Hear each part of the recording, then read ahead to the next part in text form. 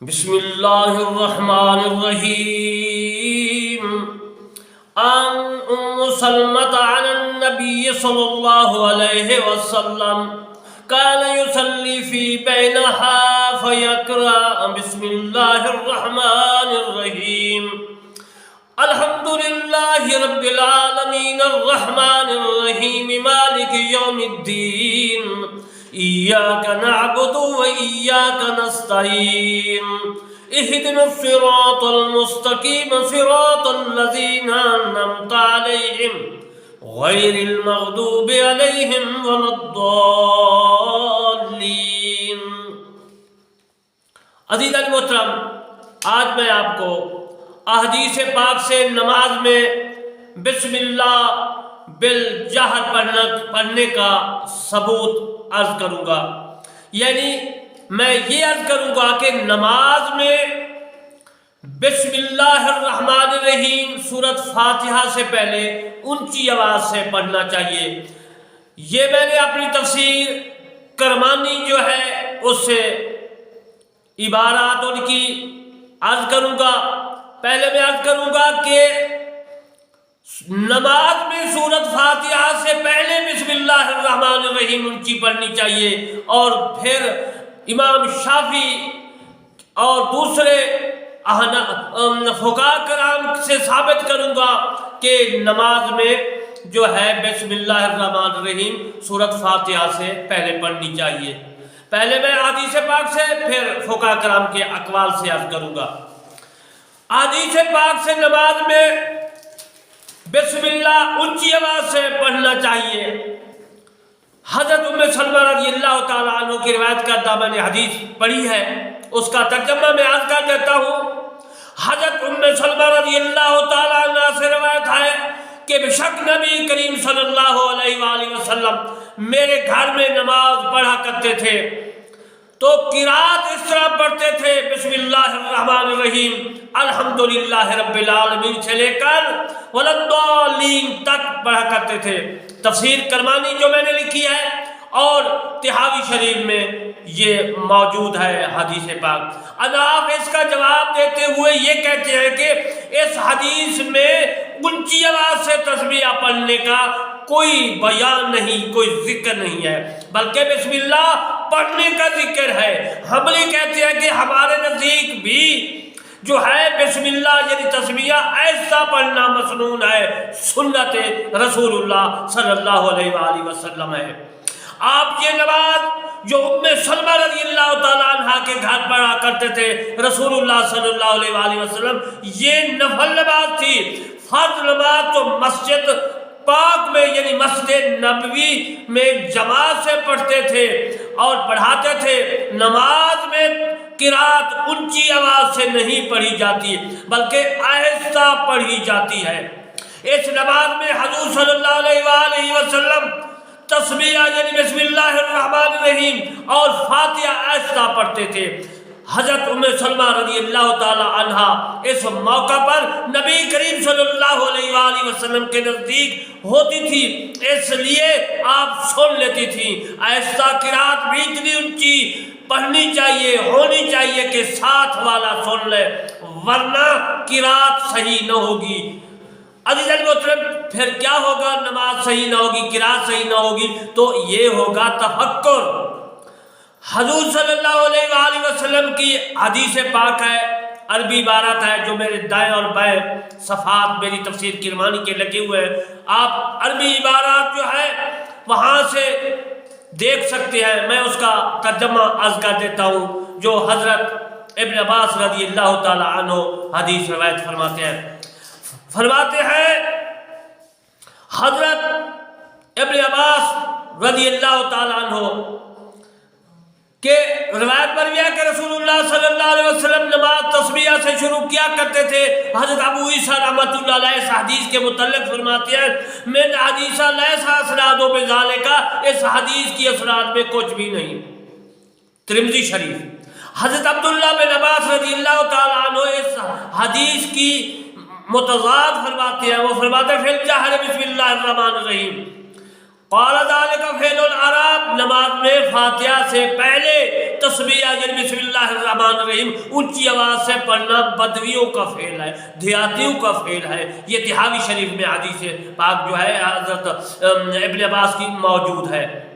عزیزان محترم، اس حدیث سے اونچی آواز سے تسبیح پڑھنا بھی ثابت نہیں ہوا، اور بلکہ صرف پڑھنا ثابت ہوا ہے۔ آپ بھی کہتے ہیں کہ نماز میں فاتحہ سے پہلے تسبیح پڑھنی چاہیے۔ حضرت نعیم بن مجہر سے روایت ہے، کہا کہ میں نے حضرت ابو ہریرہ رضی اللہ تعالیٰ عنہ کے پیچھے نماز پڑھی تو آپ نے قرات پڑھتے ہوئے تسبیح پڑھی۔ جب غیر المغضوب علیہم ولا الضالین پر پہلے تو آمین پڑھی اور مقتدیوں نے بھی آمین پڑھی۔ پھر نماز کے بعد فرمایا قسم ہے اس ذات کی جس کے قبضے میں میری جان ہے، میری نماز رسول اللہ صلی اللہ علیہ وآلہ وسلم کی نماز کے مشابہ ہے۔ جس طرح رسول اللہ صلی اللہ علیہ وآلہ وسلم نماز پڑھا کرتے تھے، میں نے بھی آپ کو اسی طرح نماز پڑھائی ہے۔ تحاوی شریف اور میری تفسیر کرمانی۔ حضرت ابن عباس رضی اللہ تعالیٰ عنہ نے بسم اللہ الرحمن الرحیم بلند آواز سے پڑھی، تحاوی شریف، تفسیر کرمانی۔ حضرت عبد الرحمن بن عبداللہ فرماتے ہیں کہ میں نے حضرت عمر فاروق رضی اللہ تعالیٰ عنہ کے پیچھے نماز پڑھی تو آپ نے بسم اللہ الرحمن الرحیم اونچی آواز سے پڑھی، اور میرے والد بھی تسبیح یعنی بسم اللہ الرحمن الرحیم اونچی آواز سے پڑھا کرتے تھے۔ تحاوی شریف، تفسیر کرمانی جو میں نے لکھ رہا ہوں۔ کتاب الصلاۃ باب القرات میں یہ حدیث موجود ہے۔ حضرت ابن عمر رضی اللہ تعالی عنہ سے جب دوسری سورت ملا کر پڑھتے تھے حضرت، تو آپ جو تھے وہ بسم اللہ الرحمن الرحیم پہلے بھی پڑھتے اور آخر بھی پڑھتے تھے، یعنی نماز میں۔ تحاوی شریف میں یہ حدیث موجود ہے، عربی عبارات بھی ہیں۔ حضرت ابن عمر رضی اللہ تعالی عنہ سے آپ قرات جو ہے بسم اللہ الرحمن الرحیم سے شروع کرتے تھے۔ تحاوی شریف۔ ان الارض کے بن قیس قال صلیت، عربی عبارت موجود ہے، تحاوی میں بھی ہے، اس کا میں ترجمہ عرض کر دیتا ہوں کہ آپ نے دوسری حدیث امام ابو جعفر طحاوی نے بھی لکھی ہے، اس کا ترجمہ بھی دونوں کا میں عرض کر دیتا ہوں۔ حضرت ابن عباس رضی اللہ تعالی عنہ سے کہ نبی کریم صلی اللہ علیہ وآلہ وسلم ہم نے دی آپ کو 7 مثانی آیاتیں، یعنی 7 آیات مثانی۔ حضرت ابن عباس رضی اللہ تعالیٰ عنہ نے فرمایا کہ وہ سورت فاتحہ سے ہے۔ پھر آپ نے بسم اللہ الرحمن الرحیم پڑھ کر فرمایا یہ 7ویں آیات ہے، یعنی جو بسم اللہ الرحمن الرحیم ہے یہ الحمدللہ سے پہلے اس کے ساتھ ہی 7 آیاتیں بنتی ہیں۔ ابن جریج کہتے ہیں کہ سعید بن جبیر نے مجھے اس طرح پڑھ کر سنایا کہ جس طرح انہیں حضرت عباس رضی اللہ تعالیٰ عنہ نے پڑھ کر سنایا تھا۔ تحاوی شریف۔ یہ تو عزیزان محترم میں نے آپ کو ثبوت کے طور پر حدیث پاک کے ترجمے کچھ حدیثیں پڑھی اور میری تفسیر کرمانی میں حدیث پاک موجود ہے، یعنی عربی عبارت موجود ہے، آپ ان سے جو ہے مطالعہ کر سکتے ہیں۔ میں نے یہ ثابت کیا کہ بسم اللہ الرحمن الرحیم اونچی آواز سے سورۃ فاتحہ سے پہلے نماز میں پڑھنا چاہیے۔ امام شافعی رحمۃ اللہ علیہ اور باقی احناف کے جو اقوال ہیں وہ میں اب عرض کرتا ہوں، حدیث سے تو ثابت کر چکا۔ اب میں علماء کرام کے اقوال جہری نماز میں بسم اللہ جیسے پڑھنا چاہیے اس کے متعلق عرض کروں گا۔ حضرت امام شافعی رحمۃ اللہ علیہ فرماتے ہیں کہ بسم اللہ ہر سورت کی شروع کی آیات مبارکہ ہے، یہ ہر رکعت میں سورۃ فاتحہ کے شروع اور سورت سے قبل یعنی پہلے تسبیح جہری نماز میں جیسے اور دوسری نمازوں میں ایسا پڑھی جائے گی۔ حضرت امام نووی شافعی رحمۃ اللہ علیہ فرماتے ہیں کہ جہری نماز میں سورۃ فاتحہ کے بعد اور سورت پڑھنے سے پہلے تسبیح اونچی آواز سے پڑھنا سنت ہے۔ حضرت امام مالک رحمۃ اللہ علیہ اور ان کے شاگردوں کا مسلک یہ ہے، عقیدہ یہ ہے کہ تسبیح نہ سورت کی آیات ہے، یعنی سورت فاتحہ کی نہ آیات ہے اور نہ دوسری صورتوں کے شروع کی آیات ہے۔ جو میں عرض کر چکا ہوں یہ فصل کے لیے ہے، ایک سورت کو دوسری سورت جب ہم پڑھتے ہیں تو درمیان میں سورت کے ہوتی ہے، شروع کی ابتدا میں قبل کہ بسم اللہ الرحمن الرحیم ہم سمجھ جاتے ہیں کہ یہ شروع صورت ختم ہو گیا، دوسری شروع صورت ہو رہی ہے، یعنی ایک صورت ختم ہو جاتی ہے پھر دوسری ہوتی ہے تو اس میں بسم اللہ، یہ ثابت کرتی ہے کہ یہ فصل ہے۔ حضرت امام مالک رحمۃ اللہ علیہ اور ان کے شاگردوں کا مشہور قول ہے جو میں نے عرض کیا ہے، حضرت امام مالک کے نزدیک فرض ہو یا کسی دوسری نماز میں جہری ہو یا سری ہو، فاتحہ سے قبل پہلے اور اس کے بعد والی سورت سے قبل پڑھنا منع ہے، اور تسمیہ کو نفل نماز میں پڑھنا مستحب ہے۔ یہ عزیزان محترم ہدایہ شریف میں ہے، وہاں عربی عبارت بھی ہے اور میری تفسیر کرمانی میں بھی ہے اور قرطبی میں بھی موجود ہے۔ حضرت امام مالک رحمۃ اللہ علیہ کا دوسرا قول یہ ہے کہ نوافل میں تسمیہ سورت کے شروع میں پڑھنی جائے گی، ضرور پڑھنی چاہیے، ان کا مسئلہ یہ ہے۔ ابن نافع نے حضرت امام مالک کا قول لکھا ہے کہ فرض اور نوافل نماز میں اس کے ساتھ قرات شروع کی جائے گی۔ حضرت امام مالک رحمۃ اللہ علیہ کا تیسرا قول ہے، دو قول عرض کر چکا، اب میں آپ کو امام مالک رحمۃ اللہ علیہ کا تیسرا قول عرض کرتا ہوں۔ یہ حضرت امام مالک وہ ہیں جو مسجد نبوی کے امام رہے ہیں۔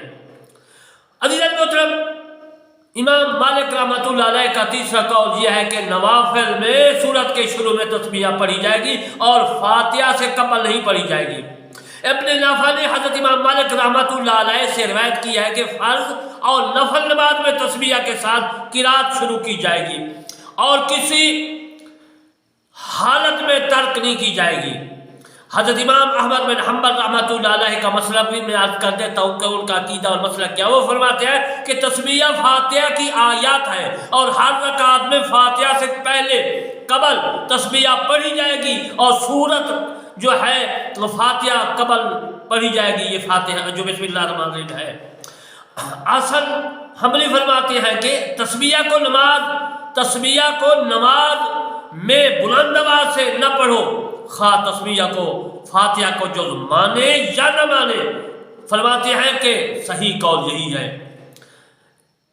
مجد اپنی شرح میں اس کی تصحیح کی ہے، وہ فرماتے ہیں کہ ترک جہر کی روایت میں کوئی اختلاف نہیں، خواہ ہمارے نزدیک یہ سورۃ فاتحہ کا جز ہے، اور امام احمد ابن تمیم اور ابن جوزی اور زرکشی وغیرہ نے اس کی تصریح کی ہے، اس قول کو مقدم رکھا ہے، پہلے رکھا ہے، اور یہی جمہور علماء کا موقف ہے۔ امام ابن حامد ابو الخطاب نے ایک اور روایت جہر کی بیان کی ہے، وہ فرماتے ہیں کہ بشرطے کہ تسمیہ کو فاتحہ کی آیات مبارک مانا جائے۔ ابن عقیل نے بھی اس کو بیان کیا ہے۔ حضرت ابن عمر اور ابن شباب اور امام شافعی، امام احمد اور اسحاق، ابو ثوری رحمۃ اللہ علیہ اور ابو عبید فرماتے ہیں کہ نماز میں تسمیہ پڑھنا لازمی ہے، اور بعض کہتے ہیں کہ نفل نماز میں تسمیہ کو بلند آواز سے پڑھنا چاہیے۔ عزیزان محترم، آج میں نے آپ کو پہلے حدیث پاک سے روشناس کرایا کہ بسم اللہ الرحمن الرحیم جب نماز میں سورۃ فاتحہ پڑھے تو بسم اللہ الرحمن الرحیم اونچی آواز سے پڑھے، اور پھر میں نے فقہاء کرام کے اقوالوں سے آپ کو امام شافعی، امام احمد بن حنبل، باقی فقہاء کرام سے ان کے اقوال سے آپ کو روشناس کرایا کہ نماز کے میں جب فاتحہ پڑھتے ہیں اس کے شروع میں جو ہے بسم اللہ اونچی آواز سے پڑھی جاتی ہے، اور پھر جو بالجہر کی حدیث ہے ان کا جواب بھی میں نے عرض کیا جو اناف نے دیا ہے۔ پہلے میں نے عرض کیا کہ نماز میں سورۃ فاتحہ سے پہلے بسم اللہ الرحمن الرحیم اونچی آواز سے نہیں پڑھنی چاہیے۔ میں نے ان کے ثبوت دیے حدیث پاک سے، پھر فقہاء اناف کے اقوال دیے، اب پھر اس کے بعد میں نے آج یہ آپ کو سمجھایا کہ نماز میں سورۃ فاتحہ سے پہلے بسم اللہ الرحمن الرحیم اونچی آواز سے پڑھنا چاہیے، اور پھر اس کے بعد فقہاء کرام کے اقوال تمام میں نے عرض کیے۔ آپ کو دونوں مسائل جو ہے آپ کے سامنے میں نے رکھ دی ہیں، اس لیے کہ آپ کو دونوں حدیث پاک، دونوں فقہاء کرام کے اقوال آپ کے سامنے آ جائے، آپ کو پتہ چل جائے۔ زیادہ میرے حوالے دیکھنے کے لیے میری تفسیر کرمانی کا مطالعہ کریں۔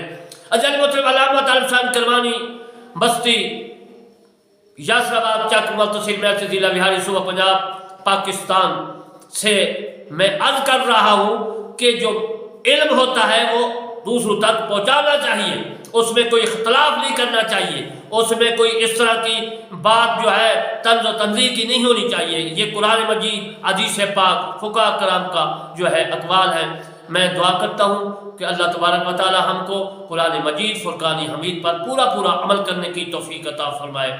وما علینا الا البلاغ المبین۔